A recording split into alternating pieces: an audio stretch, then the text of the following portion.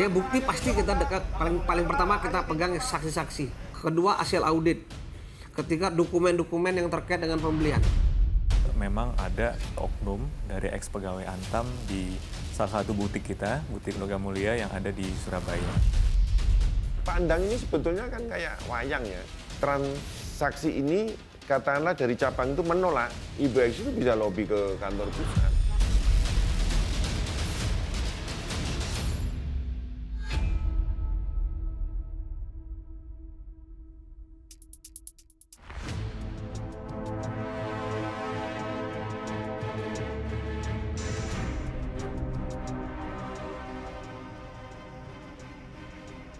Empat gulipat emas 1 ton di PT Antam Tbk kini mulai terkuak. 18 Januari lalu, Budi Said, pengusaha asal Surabaya, ditetapkan sebagai tersangka oleh Kejaksaan Agung. Budi Said dijerat pasal tindak pidana korupsi dalam transaksi ilegal pembelian emas di PT Antam. Akibat perbuatannya, PT Antam dirugikan sebesar 1,2 triliun rupiah atau setara dengan emas seberat 1.136 kg.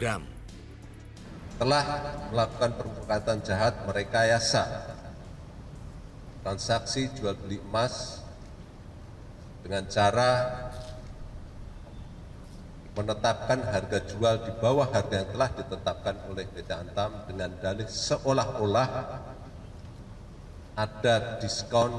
Akibatnya antara jumlah uang yang diberikan oleh tersangka dan jumlah logam mulia yang diserahkan oleh PT Antam terdapat selisih yang cukup besar. Tentu saja Budi Said tidak bekerja sendirian. Kejaksaan Agung juga menyeret mantan petinggi Antam, Abdul Hadi Afisena. Pada saat transaksi tahun 2018, Abdul Hadi menjabat sebagai General Manager Unit Bisnis Pengolahan dan Pemurnian Logam Mulia PT Antam. Dengan jabatan dan kewenangannya, Abdul Hadi diduga turut memuluskan transaksi ilegal di butik emas Antam Surabaya hingga menguntungkan Budi Said. Dari hasil penyidikan, muncul angka perhitungan kerugian negara sebesar 1,2 triliun rupiah. Kerugian tersebut muncul sebab PT Antam sudah mencatatkan atau mencadangkan sejumlah tersebut dalam pembukuan keuangannya.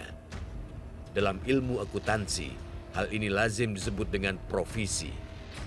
Apapun itu, semuanya nanti akan diungkap di persidangan. Kepala Pusat Penerangan Umum Kejaksaan Agung menyebut kasus ini masih terus didalami. Bukannya tidak mungkin, jumlah tersangka bakal bertambah. Ya bukti pasti kita dekat, paling pertama kita pegang saksi-saksi. Kedua hasil audit. Ketiga dokumen-dokumen yang terkait dengan pembelian. Ya kan? Terkait juga termasuk juga keadaan daripada PT Antam itu sendiri. Jadi menurut kami sudah kuat untuk menetapkan seorang BS itu menjadi tersangka.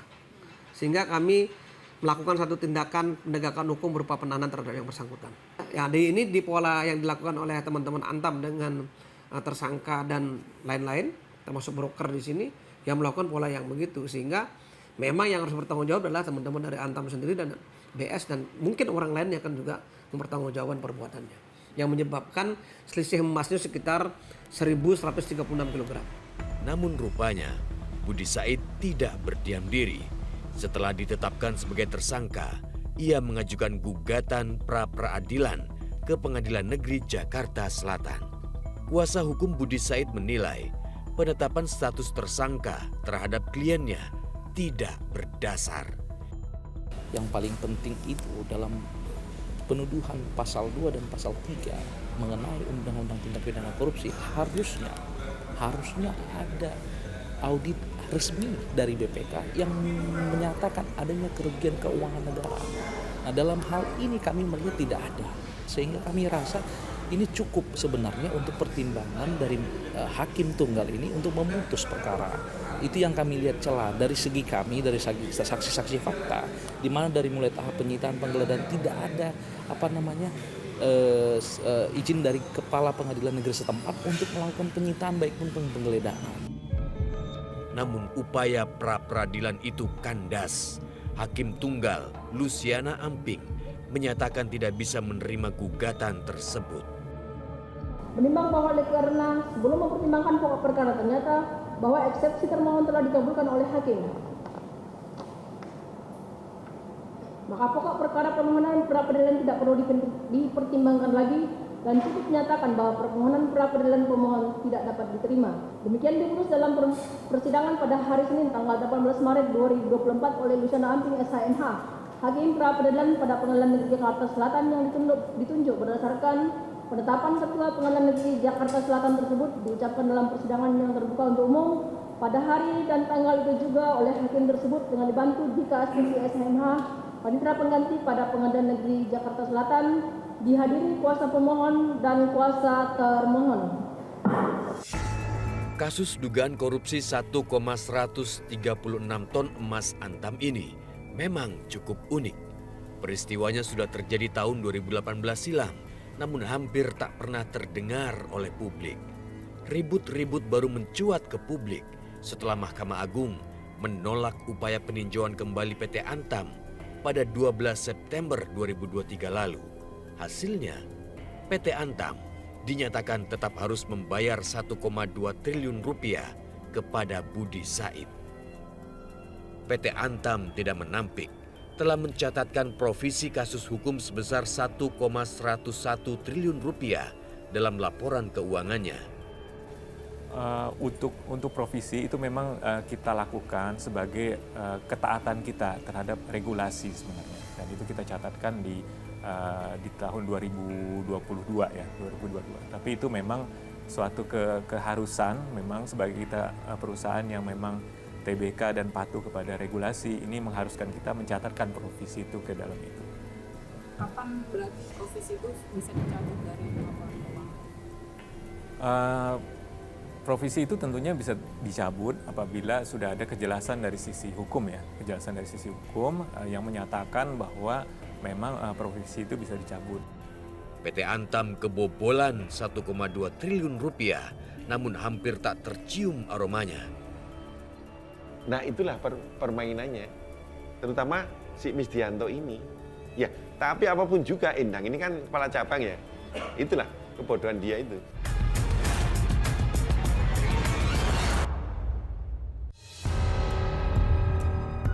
Butik emas Logam Mulia Surabaya diduga menjadi lokus tindak pidana korupsi yang merugikan keuangan negara 1,2 triliun rupiah. Di butik emas inilah tahun 2018 silam, Budi Said memborong emas senilai 3,59 triliun rupiah melalui Eksi Anggraini. Hanya dalam kurun waktu 8 bulan, Budi Said gencar membeli emas batangan 24 karat sebanyak 5,935 ton. Emas batangan ia terima dalam 157 transaksi terhitung sejak 20 Maret 2018 hingga 12 November 2018. Namun Budi beranggapan jumlah yang ia terima tidak sesuai dengan perjanjian. Bos properti asal Surabaya ini ngotot seharusnya menerima 7,071 ton emas batangan. Hitung-hitungan itu diperoleh sesuai harga diskon yang dijanjikan oleh Eksi Anggraini. Eksi menjanjikan diskon harga hingga 80 juta rupiah per kilogram emas batangan kepada Budi Said, dan sebagai imbalannya Eksi meminta komisi 10 juta rupiah per kilogram pembelian emas. Eksi Anggraini adalah maklar jual beli emas Antam di butik emas Surabaya.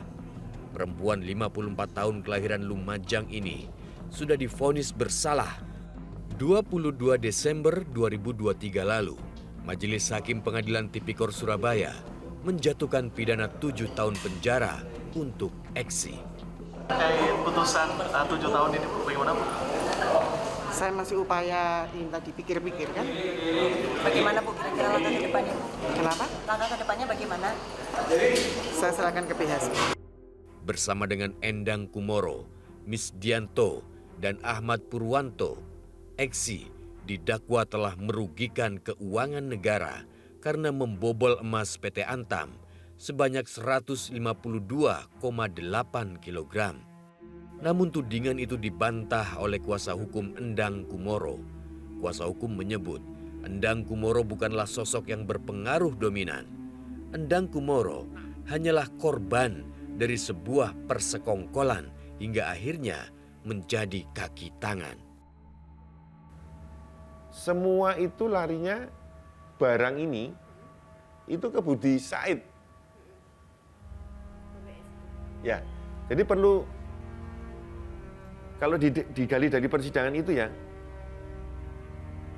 yang perlu diperjelas itu yang diambil Bu Eksi katakanlah 1 kilo, yang dia bayar itu 1 kilo, sudah diskon, tapi diterimakan sama cabang Surabaya ini ya, Misdianto ini dikirimkan ke X itu lebih dari 1 kilo, bisa 2-3 kilo.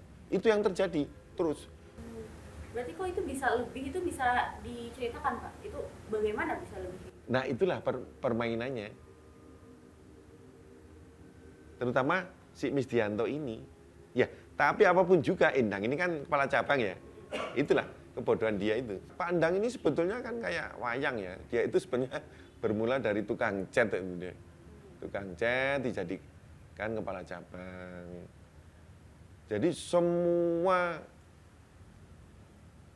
transaksi ini katakanlah dari cabang itu menolak. Itu juga Ibu X itu bisa lobby ke kantor pusat. Langsung. PT Antam tidak menutup mata ada keterlibatan oknum pegawainya dan akan tetap tunduk pada putusan hukum yang berlaku nanti.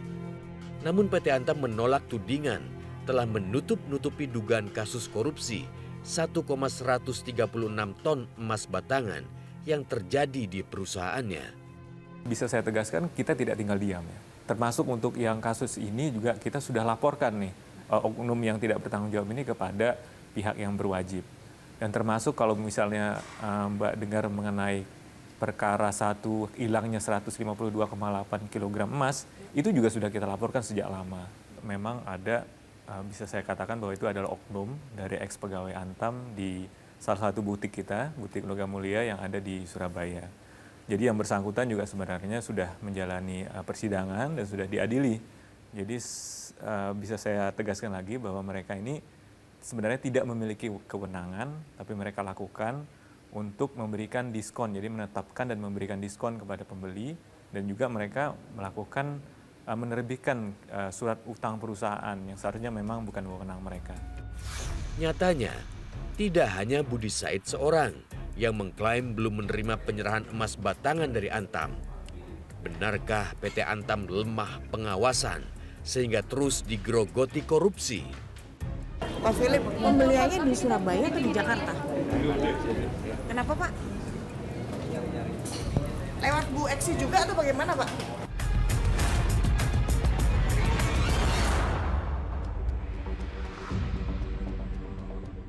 Bak benang kusut, itulah perumpamaan yang paling tepat untuk menggambarkan kasus jual beli emas batangan senilai triliunan rupiah di PT Antam. Sebab nyatanya, tidak hanya Budi Said saja yang mengklaim belum menerima sejumlah emas batangan. Philip Tonggorejo adalah salah satunya. Pengusaha properti asal Surabaya ini bahkan turut menjadi saksi Budi Said dalam gugatan permohonan penundaan kewajiban pembayaran utang PT Antam. Philip Tonggorejo mengklaim Antam belum menyerahkan emas batangan sebanyak 84,12 kg. Sementara Teguh Dwi Supriyanto juga mengaku belum menerima emas batangan sejumlah 22,18 kg atau setara dengan 24,73 miliar rupiah. Pak, soal piutangnya itu gimana sih Pak ceritanya Pak? Itu pembeliannya di mana Pak? Pak Philip, pembeliannya di Surabaya atau di Jakarta? Kenapa Pak?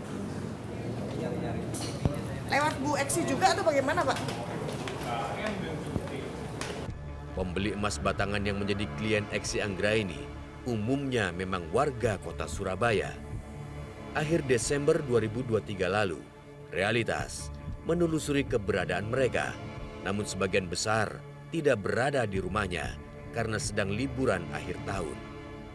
Realitas hanya berhasil menemui Joshua Kelvin Gani. Sayangnya, pihak Joshua tidak berkenan memberikan informasi langsung dengan alasan mengorek luka lama. Tadi di dalam kami ditemui oleh Lukas Harijaya, ini merupakan orang tua dari Joshua Kelvin Gani. Pak Lukas menjelaskan kalau memang mereka sebenarnya sudah mengikhlaskan begitu, karena bagaimanapun memberikan uang sejumlah puluhan miliar seperti itu, namun mereka tidak mendapatkan emasnya, ini merupakan luka begitu, kalau harus dikorek-korek lagi pada saat kami mencoba meminta konfirmasi tadi. Nah, Joshua Kelvin Gani ini adalah salah satu funder yang pernah membeli emas Antam melalui Eksi Anggraini pada tahun 2018. Itu kira-kira seberat 44 kg begitu. Saat itu Joshua Kelvin Gani sudah menyerahkan atau mentransfer uang ke rekening PT Antam sebesar kira-kira 26,7 miliar rupiah. Nah, namun mereka tidak pernah menerima emas itu. Ada praktek gali lubang tutup lubang begitu dari si Eksi Anggraini ini untuk diserah terimakan oleh Eksi kepada pihak lain yang tidak seharusnya menerima.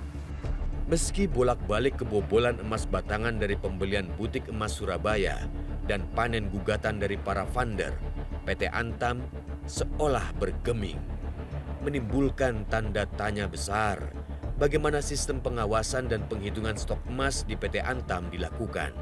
Kalau untuk transaksi ini sebenarnya terdeteksi, Bu. Gitu. Dia terdeteksi di sistem selama beberapa bulan itu sampai nanti bulan November. Seluruh emas yang diberikan itu sudah sesuai faktur, yaitu 5,9 ton emas yang dideliver dengan penerimaan uang sebesar 3,5 triliun kurang lebih. Di internal Antam, nih customernya Budi Said ya, yang namanya orang Surabaya itu akan create ini di dalam internal. Yang mana create ini, nih angka-angkanya, dia tidak ada diskon, 0. Gitu. Gitu. Tidak ada diskon. Dan harganya ditentukan dari pusat, bukan dari Surabaya. Dan pada saat dia terima emasnya diterima bentuknya ini. Tidak ada juga statement diskon. Sudah diterima sama Budi Said. Jadi ini kayak misalnya ini adalah beberapa transaksi mula-mula ya. Apakah benar BS mengirimkan uangnya? Jawabannya BS mengirimkan uangnya, Bu. Gitu, dia mengirimkan uangnya. Nah, hanya saja yang terbaca di sistem adalah yang kalau di jumlahnya itu adalah 5,9 ton. Di sini dia semuanya itu mengarah kepada jumlahnya 5,9 ton. Di sini juga bisa kami tunjukkan ada fakturnya.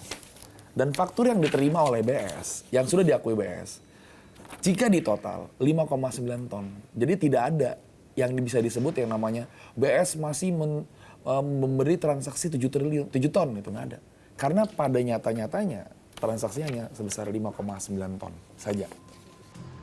Pakar hukum Universitas Airlangga menilai 4 gulipat pembelian emas batangan dari jejaring Eksi Anggraini lumayan lihai. Akademisi Universitas Airlangga juga menyayangkan lemahnya sistem pengawasan internal di tubuh BUMN Antam. Nah, SOP ini sekali lagi bahwa SOP yang ada ini bahwa SOP semuanya beli emas itu adalah ya SOP-nya adalah harga real time. Kekurangan itu juga sampai totalnya itu ratusan kilo. Dan itu dari ratusan atau puluhan transaksi untuk itu. Nah, berarti monitoring evaluasinya juga tidak baik kan begitu. Dari sisi PT Antamnya kenapa kemudian ini terus dilakukan itu. Sekali lagi bahwa PT Antam pun hanya satu butik ini yang notabene bahwa kenapa ini tidak dalam tanda kutip terkontrol dengan baik ya karena memang tadi pola Mbak Dini sampaikan itu ya ini memang ternyata di sini bisa loh ini melakukan hal-hal yang dalam tanda kutip hal-hal yang menggunakan orang dalam itu. PT Antam bukanlah BUMN kemarin sore. Kasus dugaan korupsi emas batangan 1,136 ton jelas menjadi presiden buruk, bukti lemahnya sistem pengawasan internal di perusahaan milik negara. Bila terus dibiarkan berlanjut, bisa dipastikan BUMN akan terus tekor gara-gara digerogoti beragam korupsi dari dalam.